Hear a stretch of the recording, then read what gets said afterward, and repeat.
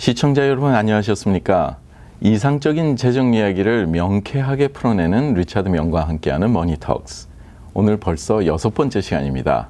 그동안 많이 기다리셨죠?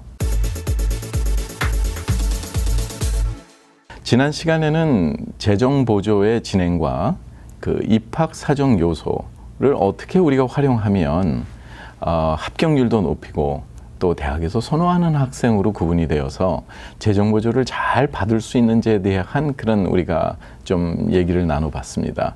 많이 도움이 되셨으리라 사료됩니다.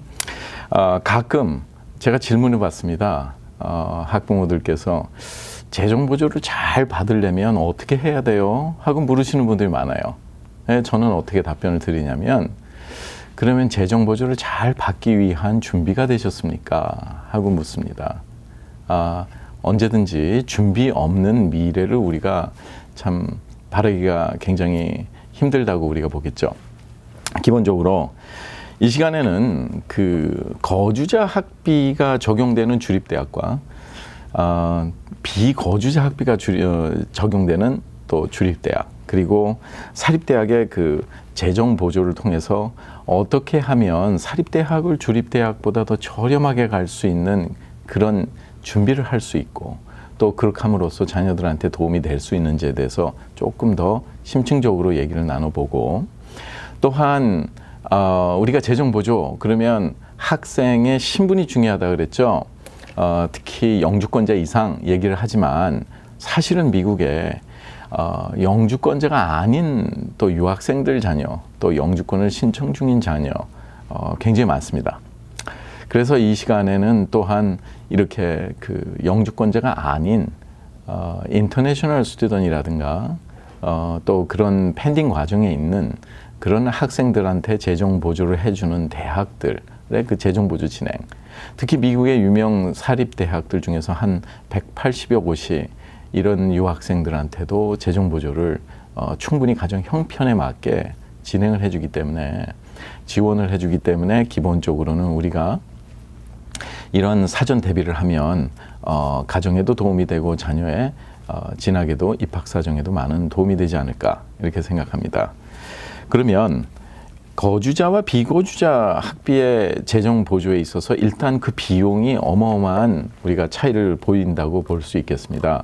기본적으로 여러분들께서 얼마나 그 거주자와 비거주자 학비가 적용이 되는 등록금 비율을 에 대한 개념을 여러분들이 갖고 있는지를 먼저 한번 간단하게 비교를 해보면, 기본적으로 지금 현재는 8월 초순이 되기 전, 8월 중순이 되기 전까지는 대학들이 이 새로운 연도에 대한 그 등록금이라든가 여러 가지 이런 내용들을 많이 업데이트를 안 했습니다. 따라서 지금 현재 금년도 가을이랑 내년 봄학기에 대한 기본적인 총 비용이 뭡니까? 등록금, 기숙사비, 책값, 교통비, 각종 피, 그리고 또 용돈까지도 포함하는 한 해에 들어가는 총 비용을 우리가 얘기하고 있습니다. 그런 그 비용들이 볼 때 한 예를 들어서 우리가 University of Georgia, 우리가 대표적인 주립대학이라고 우리가 볼 수 있겠는데요. 거주자 학비와 비거주자 학비가 거의 $20,000 정도 차이가 우리가 나는 것을 볼 수가 있었고요. 그리고 또 캘리포니아에 있는 대학들은 대부분이 거의 $30,000 정도가 차이가 나면서 이 밑에 보시면 University of Virginia, 여기는 거의 $30,000 정도가 차이가 나겠죠. 따라서 요즘에는 비거주자 학비가 적용되는 주립대학의 합격률들이 좀 많이 높아졌습니다. 왜냐하면 주정부의 예산이 줄어들고 또 대학에서 운영을 하면서 또 많은 기금을 조성을 해야 되기 때문에, 그러면서 그 기금을 활용해서 더욱더 유능한 인재들을 선발을 하기 위해서는 많은 자금이 필요하겠죠.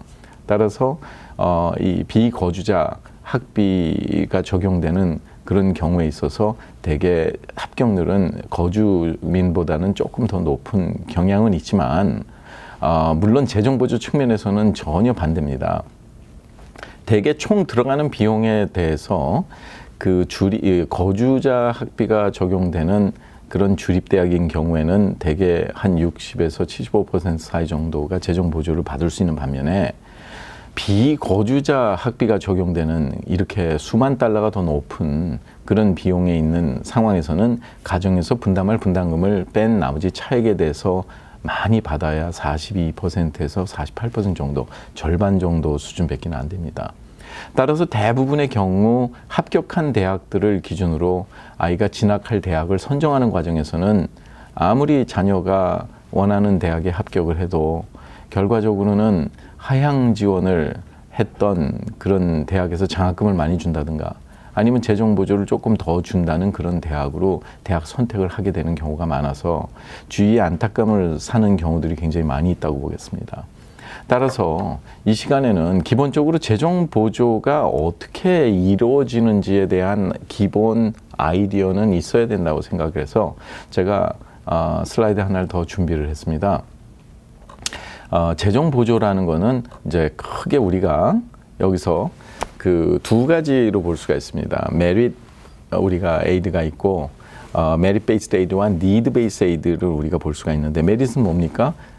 진짜 성적도 우수하고 학교에서 선호하는 학생으로서 탤런트가 각종 여러 분야에 있다거나 그리고 또 하나는 학교에서 우리 학교에 이 학생을 유치를 하려면 이 학생이 더 높은 좋은 학교에 합격을 한 것 같은데 장학금 얼마라도 더 줘야지 우리 학교에 등록할 거 아니냐 하는 관점에서 우리가 relative awards라고도 볼 수가 있겠습니다. 그러나 이 재정 보조 신청을 했을 때 이런 장학금 그리고 여러 가지 이런 기금들은 이 재정 보조용으로 받는 그 안에 포함이 되기 때문에 나중에 재정 보조를 받을 때 있어서 그런 무상보조금 측면에서 그렇게 받은 장학금들은 공제가 되고 그 나머지 차액만 그랜트라든가 뭐 여러 가지 그 니드 베이스용 장학금 등으로서 나오게 되는 것입니다. 따라서 미국에는 연방법에 재정 보조라는 거는 연방 정부가 해줄 수도 있고 주정부가 해줄 수도 있고 학교가 해줄 수도 있고 부모가 해줄 수도 있다는 거를 여러분들께서 생각을 하셔야 됩니다. 그러니까 부모가 융자를 한다거나 뭐 여러 가지 하는 것도 재정 보조에 포함이 될 수 있다는 말이죠. 따라서 연방법에는 어느 곳에서 받은 어떤 보조금, 무상보조금이건 유상보조금이건 합해서 총 넘는 비용을 못 넘게 돼 있습니다. 그렇기 때문에 이러한 기본 관점에서 우리가 생각을 한다면 이 더욱더 좋은 우리가 어프로치가 되지 않겠는가 하는 그런 생각입니다. 그러면 기본적으로 우리가 학교의 지난 시간에 입학 사정 요소에 관해서 제가 설명을 드렸죠. 이 학교에 맞는 선호하는 학생이 되기 위해서는 거기에 맞는 입학 서류나 신청을 우리가 해 나가야 되는데 한 가지는 재정 보조를 잘 받기 위해서 우리가 연방법을 명확하게 알아야겠습니다. 이 화면을 여러분들께서 보시면 이게 바로 Free Application for Federal Student Aid 연방 학생 재정 보조 신청 양식입니다. 그래서 이 양식들을 깊이 보면 항상 학생과 부모의 수입과 자산으로 가정에서 분담할 가정 분담금, 즉 EFC (Expected Family Contribution이) 정해진다고 그랬는데 이 정해지는 금액이 우리가 여기에 공식이 있다는 말입니다. 이 말하면 investment include 그리고 investment also include라는 말, 이 말은 왜 분리를 시켰을까요? 여기에 해당되는 모든 자산들은 부모가 재정 보조를 해줄 수 있는 능력이 그만큼 있기 때문에 가정에서 분담할 분담금을 높여주겠다는 말이기도 하죠. 그런데 왜 also include를 분리를 시켰냐면 also include는 학자금 목적으로 저축한 금액을 얘기합니다. 즉 오이구 플랜이나 커버될 세이빙스 어카운트나 에듀케이션 IRA 등 이런 경우에는 일반 같은 액수의 자산보다도 가정 분담금을 거의 한 500여 % 정도 올려서 재정 보조를 제대로 못 받게 함으로써 그 돈을 어쩔 수 없이 먼저 사용하게 한다는 말입니다. 여기서 우리가 개념을 가지고 접근 방법의 아이디어를 전환을 할 수가 있겠죠. 그리고 또 이제 부모의 자산 기준으로 하는데 항상 묻는 질문들이 얼마나 인컴 보고해야 돼요? 아니면 뭐 얼마나 자산이 있으면 계산이 안 돼요? 하나 이런 여러 가지 우리가 여러 가지 이 공식을 이해를 할 수 있다면 사전에 피해갈 수 있습니다. 지금 보여주는 거는 Parents Education Savings and Asset Allowance Table이라고 IRS의 국세청에 있는 실질적인 계산하는 테이블입니다. 그래서 그 부모가 조인틀리 파일링을 하거나 싱글 페어랜일 경우에 그 나이가 많은 분을 기준으로 해서 거기서 얼마까지 자산의 합계 계산 안 하고 나머지 금액에 대해서 뭐 5.65%의 맥시멈 가정부담을 올려준다든가 이런 내용들이 이 포뮬라로 스탠다다이즈가 돼서 표준화가 돼서 개선이 되는 방법이죠. 그래서 이런 데 대한 기본적인 아이디어를 우리가 가져야 되는데 재정보조는 신청만 한다고 잘 되는 게 아니죠. 아무리 완벽하게 신청을 해도 대학이 잘못 주는 경우는 어쩔 수가 없습니다. 그래서 기본적으로 대학에서 잘 재정보조를 받는다는 거는 첫째는 우리가 정보가 필요하단 말입니다. 이 한 똑같은 가정이지만 버스턴 칼리지의 예제를 우리가 들 수가 있겠죠. 이 버스턴 칼리지 예제를 들면 이 왼쪽에는 before 그리고 오른쪽의 테이블에는 after 그래서 이 기본적으로 재정 보조에 대한 어필, 이 학교에서 주는 평균치에 대해서 정확한 데이터를 가지고 잘 어필을 함으로써 무상보조금을 거의 1만 달러가량을 더 받게 만든 것이지만 사실은 이게 정상을 찾은 겁니다. 미국에는 모든 자녀들이 1년에 2만 7천 개 고등학교에서 300여만 명이 졸업을 하지만 10명 중에 8, 9명은 그 재정보조금에 있어서 3,000불을 덜 받거나 아니면 받기는 받았는데 무상보조금과 유상보조금의 차이가 3,000불 이상의 차이가 나는 경우가 거의 대부분이라고 보겠습니다. 하긴 학교 입장에서도 이해는 갑니다만 한 학생당 3,000불씩만 좀 덜 줘도 만약에 5,000명의 학생이 있다 그러면 1,500만 불이 절약이 되는데 어느 누구든지 왜 유혹에 시달리지 않겠습니까? 바로 그것이 재정이고 그것이 버는 길인데 말이죠. 가장 적은 비용으로 가장 좋은 학생을 뽑는 것은 학교의 가장 커다란 목표라고 우리가 볼 수 있겠습니다. 따라서 기본적으로 여러분들께서 대학에 다니는 자녀가 있을 경우에도 반드시 재정 보조를 검토를 하시는 게 중요합니다. 예전 시간에 말씀을 드렸죠. 6만 7천 불 들어가는 학교에서 부모와 자녀가 잘해서 우리가 5만 8천 불을 받았지만 굉장히 만족할 만한 재정 보조금이라고 생각을 하겠지만 실질적으로 그 대학에서 6만 2천 달러를 재정 보조를 해주는데 만약에 무상 보조금을 그랜트를 4천 불을 덜 받았다는 걸 알게 되면 정말 여러분들이 끝까지 감사하시겠냐 이 말입니다.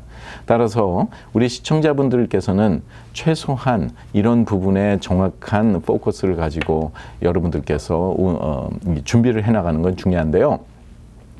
이번 시간에다 말씀을 못 드리지만 우리가 그 기본적으로 가정 분담금을 계산하는 데 있어서는 여러 가지 요소들이 있습니다. 수익과 자산이 적용이 된다고 했는데 기본적으로 그 자산에도 우리가 계산되는 자산 그리고 계산되지 않는 자산, 계산되는 수입, 계산되지 않는 수입. 제가 말씀드린 여기 붉은색으로 표시된 그런 수익과 자산 내역에는 오히려 우리가 혜택을 보는 것 같이 진행을 하지만 굉장히 거꾸로 adverse effect이라고 그러죠. 역효과가 나는 경우가 많이 있습니다. 그래서 이 다음 시간에는 우리가 이런 부분에 관해서 사전 설계 방안과 아울러서 더욱더 좋은 정보를 가지고 여러분과 함께 할 것입니다. 아인슈타인은 얘기를 했습니다. 어제와 똑같은 삶을 살면서 더 나은 미래를 추구하는 것은 정신병의 초기 증세라고 했습니다. 참 우스운 말이죠. 이 말은 대비 없이 같은 상황에서 더 좋은 미래를 바란다는 것 자체가 예를 들어서 우리가 말하는 확률 없는 도박이라고 우리가 볼 수 있겠습니다. 따라서 유비무환이라고 했습니다.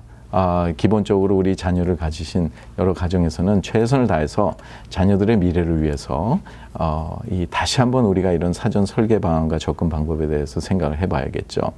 오늘도 여러분과 같이 하는 정말 이상적인 재정 푸널을 가지고 명쾌하게 풀어드리는 우리 리차드 명과 함께하는 머니톡스 6번째 시간을 마쳤습니다. 안녕히 계십시오.